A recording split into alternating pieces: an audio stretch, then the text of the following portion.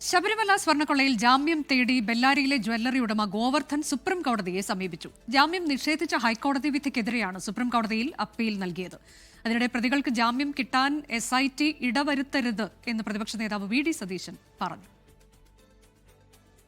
ശബരിമല സ്വർണ്ണക്കൊള്ളക്കേസിൽ ഉണ്ണികൃഷ്ണൻ പോറ്റിയെ പോലെ തന്നെ ഗൂഢാലോചനയിലടക്കം പങ്കുണ്ടെന്ന് SIT കരുതുന്ന ആളാണ് ബെല്ലാരിയിലെ ജ്വല്ലറി ഉടമയായ ഗോവർദ്ധൻ. സ്വർണ്ണപ്പാളികളിൽ നിന്ന് വേർതിരിച്ച സ്വർണം ഗോവർദ്ധൻ വാങ്ങിയെന്നാണ് SIT കണ്ടെത്തൽ. എന്നാൽ തൊണ്ടി മുതൽ കണ്ടെത്താനായിട്ടുമില്ല.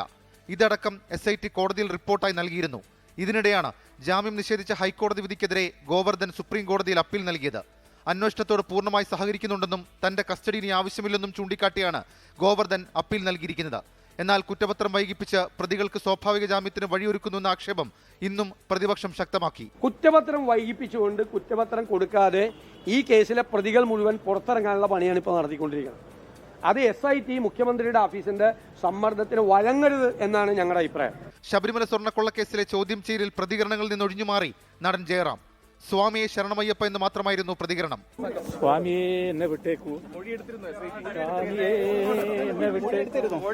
VSSൽ നൽകിയ കൂടുതൽ പാളികളുടെ സാമ്പിൾ പരിശോധനയ്ക്ക് ശേഷം കുറ്റപത്രം നൽകാനാണ് SIT നീക്കം.